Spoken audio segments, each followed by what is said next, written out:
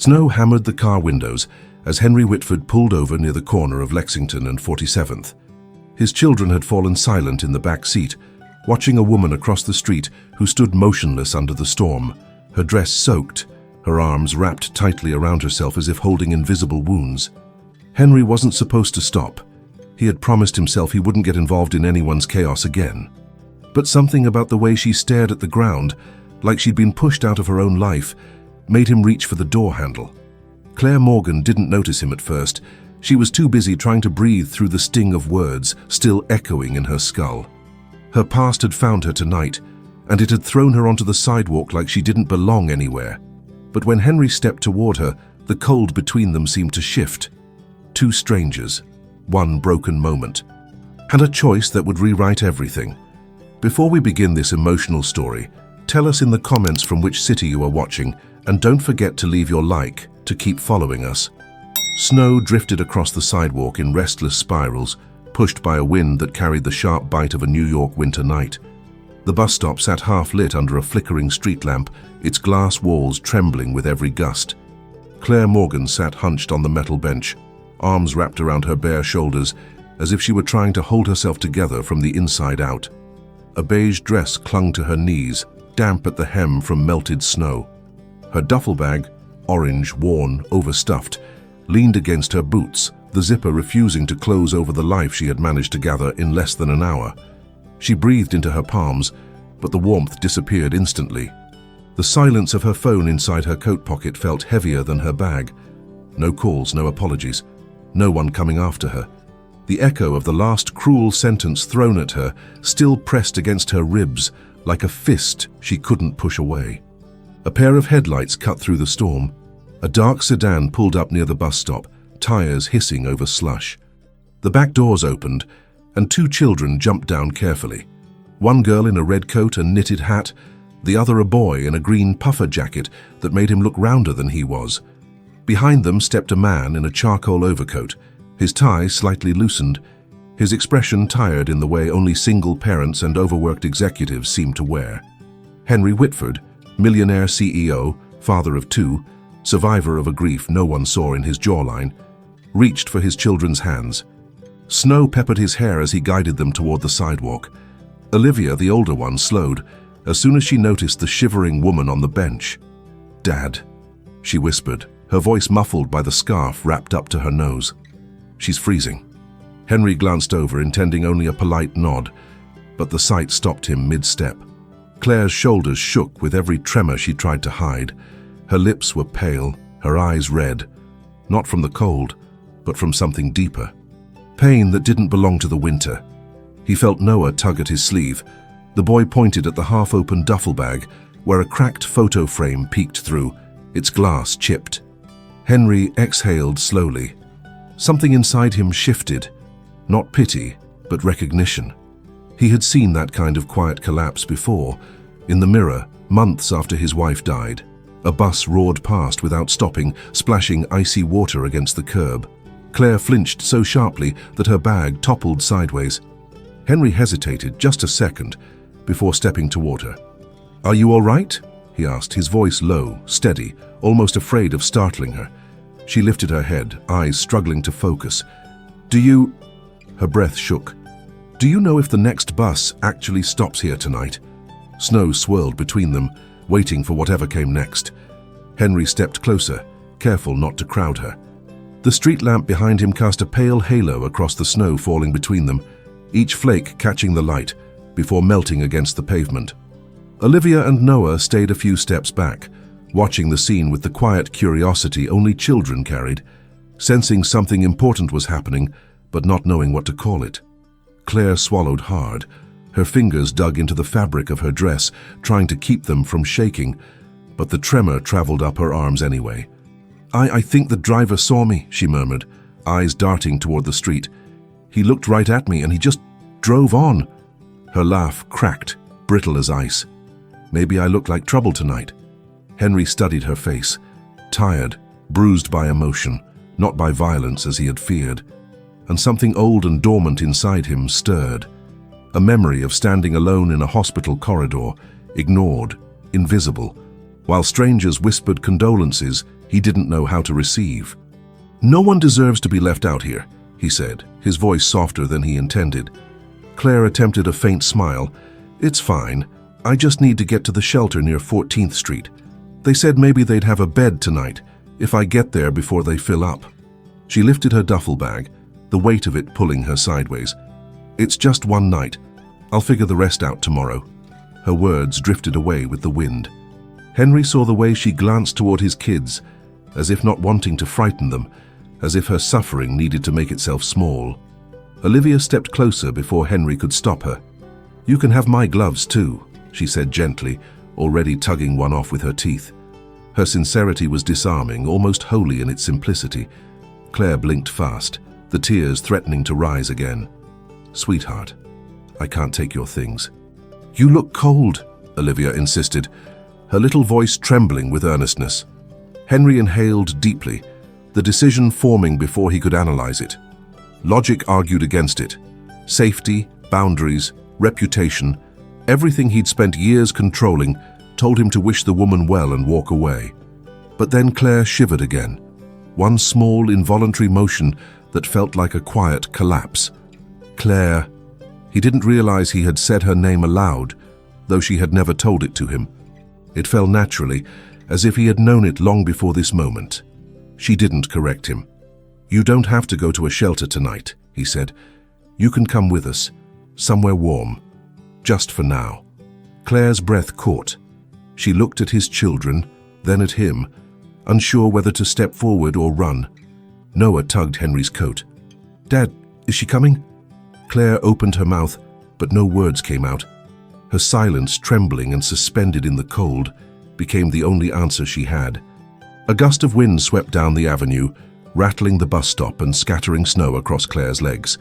She gasped softly, gripping the edge of the bench as if it were the only stable thing left in her life. Henry noticed the way her knuckles whitened, the way her breath hitched as she tried to steady herself. "I don't want to be a burden," she finally whispered, her voice thin as the frost forming along the metal railing. "You don't even know me." Henry exchanged a glance with Olivia, who didn't hesitate. "But we can help," the girl said simply, as if kindness were the most natural currency in the world. Claire's gaze softened, but hesitation clung to her like the cold. "People don't help for free," she said, almost too quietly. A truth pulled from past disappointments. "There's always something they want." Henry felt a small twist in his chest. He recognized that tone, the voice of someone who had learned to brace for the worst. "Not tonight," he answered firmly. "Tonight we're just doing what's right."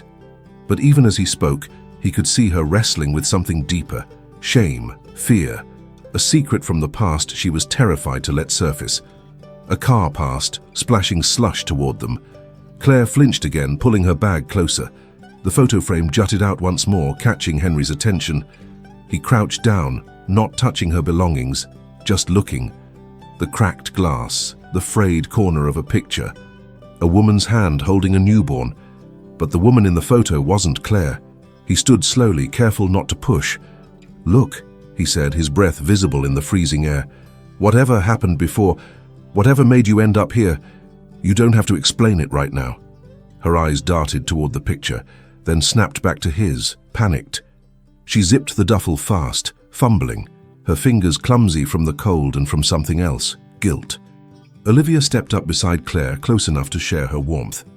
"We won't let anything bad happen to you," she murmured, offering the kind of promise only a child believed she had the power to keep. Claire pressed a fist to her mouth, trying to swallow a sob. Her shoulders shook once, then again. She looked so small under the harsh street lamp, so breakable. Henry extended his hand, not touching her, just offering. "Come with us. You don't have to decide your whole life tonight. Just decide not to freeze." For a long moment, Claire stared at that hand as if it were a cliff edge, dangerous, terrifying, but maybe the only way out.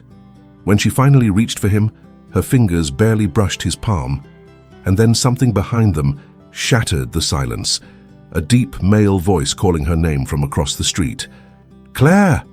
She froze. Henry turned sharply, his grip tightening in the air between them. The voice cut through the storm like a blade, rough, familiar, and soaked in anger. Claire's hand slipped from Henry's as she spun toward the sound, her breath caught somewhere between her ribs and her throat. A tall man in a navy coat stumbled across the street, ignoring the honking cars skidding around him. His cheeks were flushed from alcohol or rage, maybe both. Lucas Reed. Henry didn't know the name yet, but Claire's face told him everything. Fear. Old, tired fear. "Claire!" Lucas shouted again, pointing at her with a shaking finger. "You think you can just walk out, take my things, embarrass me?" Claire instinctively took a step back, bumping into the bench.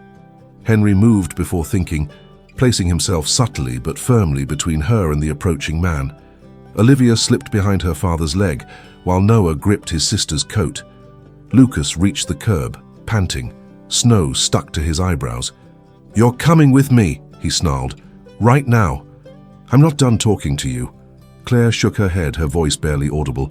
"Lucas, please, go home." "Home?" He laughed harshly. "You don't have one without me. You're nothing without me." Henry felt heat rise beneath his collar, a rare crack in his controlled veneer. He kept his tone steady. "Sir, she's not going anywhere. She doesn't want to." Lucas's eyes snapped to him, wild. "Who the hell are you?" "Someone who's not letting you harass her," Henry replied. Claire tugged Henry's sleeve gently, terrified he'd escalate things. "Please don't," she whispered. "He's not worth it." Lucas lunged toward her, but Henry stepped fully into his path, blocking him with a single deliberate movement. The kind that said he wasn't just a millionaire CEO, he was a father who would protect any vulnerable person in front of his kids. "Back off," Henry warned softly. "Now." Lucas sneered, leaning forward. "Oh, I get it. You found yourself a little charity case." His gaze raked over Claire cruelly. "Good luck with that. She's defective." Claire's breath shattered. Olivia gasped. Even Noah flinched. Henry's jaw tightened until a nerve twitched near his temple. "You need to leave," he said, each word sharp enough to cut through steel. Lucas scoffed, but something in Henry's posture, calm, unmoving, unbreakable, made him falter. He spat on the sidewalk, stepping back. "Fine, keep her. She'll ruin your life too." He turned and staggered toward the corner, disappearing into the storm. Claire collapsed onto the bench as if her bones had given out, hands trembling violently. Henry crouched beside her. "Are you hurt?" he asked quietly. She shook her head, but her eyes overflowed. "Not on the outside," she whispered. Snow drifted around them, muffling everything but the sound of her breaking. Henry didn't rush her. He simply stayed crouched beside the bench, his breath misting in the air close enough for her to feel, but far enough not to overwhelm. Olivia and Noah stood a few feet away, their eyes wide, unsure whether to approach or give space. The street had fallen quiet again, the storm softening into slow, heavy flakes that drifted lazily around them. Claire pressed trembling fingers against her forehead. I'm sorry you saw that," she murmured, voice raw. "I didn't want your kids to witness." "You didn't do anything wrong," Henry said gently. "None of that was on you." She swallowed hard, a tight ache working its way beneath her ribs. "I should have left earlier. I stayed too long trying to make things right, trying to be enough." Henry sat on the bench beside her, keeping a respectful distance. "Enough for who?" She didn't answer. Her throat worked, but no sound came out. The silence stretched between them, filled with the weight of everything she'd held in for too long. Finally, she grabbed the zipper of her duffel bag and pulled it open with a shaky breath. "This is why he followed me," she said. "It's not his. None of it is his. But he said I stole it." Henry glanced into the bag, the cracked photo frame, the folded hospital documents, a small knitted blanket, worn, hand-stitched, the kind someone made with love, not convenience. "You said earlier these were your things," he said softly. "They are," she whispered, "just not from my life with him." She lifted the photo frame carefully, as if afraid it would crumble. Henry saw the picture clearly this time. A woman in a hospital bed, holding a newborn wrapped in the same blanket inside the duffel. The woman was younger, exhausted, glowing. The woman was Claire. But the baby? Henry frowned, confused. "Is this?" Claire nodded before he finished. "She was mine. My daughter. I had her when I was 19. Her voice trembled, each word fragile. "She lived for 7 hours. The quiet hit Henry like a physical force. The storm muted itself around them, as if the world understood. Claire looked at the photo, her eyes wet but distant. Lucas found out I couldn't get pregnant again. He said I was broken, worthless.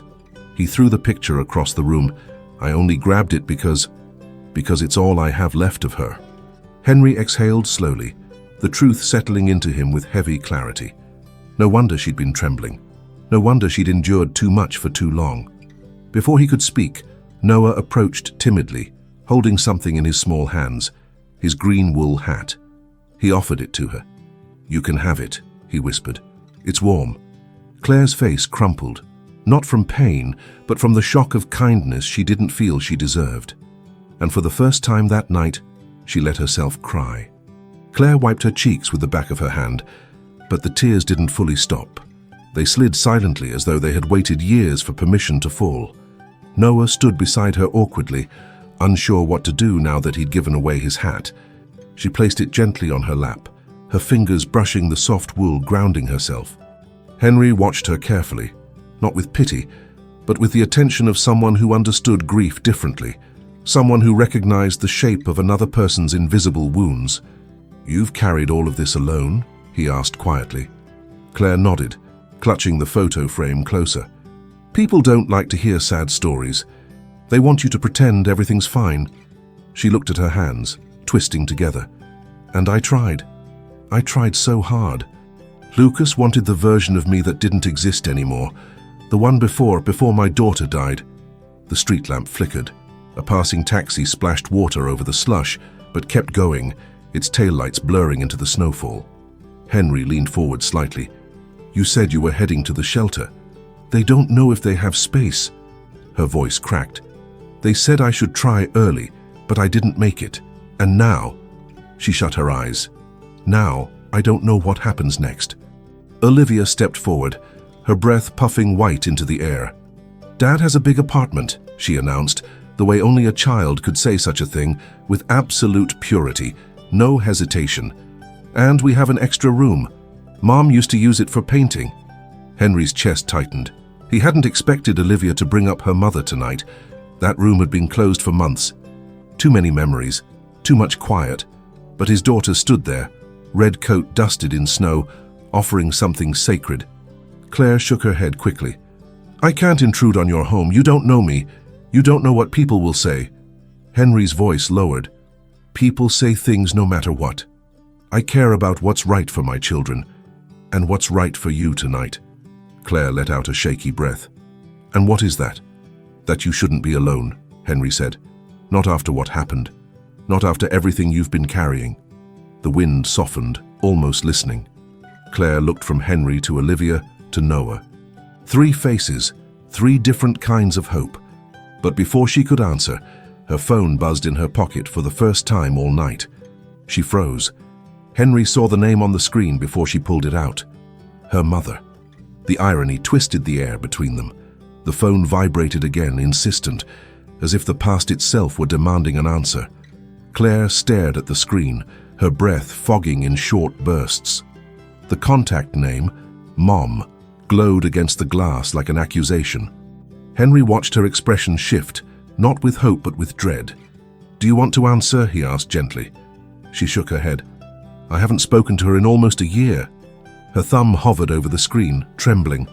"She only calls when she wants something. And I don't know if I have anything left to give." The phone buzzed again. This time she swiped accept before she could think. "Claire." The voice on the other end was sharp, hurried, not softened by concern. "I heard Lucas called me. Said you ran off with his things. What is going on?" Claire closed her eyes. The shame hit her like cold water. "I didn't steal anything. I took my own things, my own memories." A dry sigh crackled through the speaker. "Claire, you always make everything dramatic. If you can't keep a marriage together, that's on you." Henry saw her shoulders cave inward, the familiar collapse of someone who had spent a lifetime being told she was the problem. He stepped closer, not touching her, but close enough for her mother to hear the firmness in his voice if she listened. "She's safe," he said calmly, "and she's not going back there." There was a silence on the line, offended, incredulous. Who is that? Claire, where are you? You can't just expect people to help you. The world doesn't work like that. Claire's breath shook. Her hand tightened around the phone. Maybe not, she whispered. But maybe it should. Henry saw the shift happen inside her, a small, fragile spark of self-worth she hadn't felt in years. She ended the call, just like that. The phone slipped into her pocket, and for a long moment, she stared at the snow gathering at her feet. What you said earlier, she murmured, turning to Henry, about not having to decide my whole life tonight. He nodded once. Claire exhaled, a long, trembling release. Then, yes, I'll come with you. Olivia beamed. Noah reached for her hand. Henry felt a quiet warmth spread through the space between them, subtle but undeniable. Something shifting, forming, healing. He picked up her duffel bag. She didn't protest this time. As they walked toward his car, Claire glanced back at the empty bus stop. Cold, dim, unforgiving. Then she looked ahead. A warm car. 2 children. A man who had stepped into her storm without asking for anything in return. And for the first time in longer than she could measure, the night didn't feel like an ending. It felt like the beginning of a second chance. Spring arrived slowly in New York, melting the last traces of winter from the edges of the Whitford balcony. Claire stood there one morning, holding the small photo of her daughter, now carefully framed, the glass replaced and surrounded by soft light. Henry had fixed it for her weeks earlier, without saying a word. He simply left it on the kitchen counter beside a mug of tea.